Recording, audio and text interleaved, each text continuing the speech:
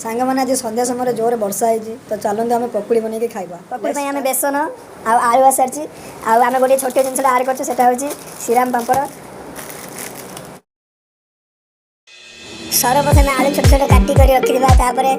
बेसन मिसेदेवा बेसन जी आलू परिमाण से मिसेदेवा मिसेदेला देखूँ आम अल्प किसी लुण आम पिज छोट छोट कर काटी पिज पकईदेवा कंचा लंका पकईदेवा मेसिंग पकईदे देखी पकईदेवा किसी समय गला आप लंका पकेबे तो लंका गुंड मो पाखे अच्छे ये लंका गुंड पकईदेवा लंका गुंड पकई सारापर आप जीरा गुंड पकेबे तो लंका गुंड पकईवा आप अपेक्षा करते जीरा गुंड पकेबे तो जीरा गुंड पकईला लुण पकेबे तो जीरा गुंड देखो आप जी आवश्यक अनुसार जीरा गुंड पकेबे अधिका पकईले पिता लगे तो आम आउ लंका गुंड आड करवा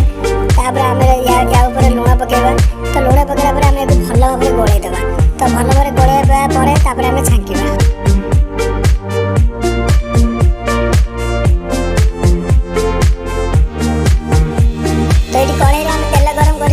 बेसन को छोट छोट आकार में आम तेल पकई चलवा तो देखो छोट छोट आकार जी गोटे तेल जी धरवे से आप बेसन गोटे गोटे पकई चलिए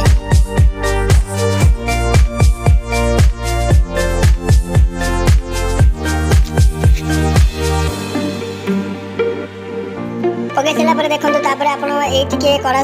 खड़िका साहय को खेलदेवे ना तली लगिज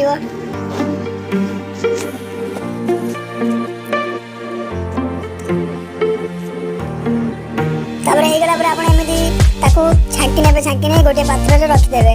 देखो आम ये छांकुचु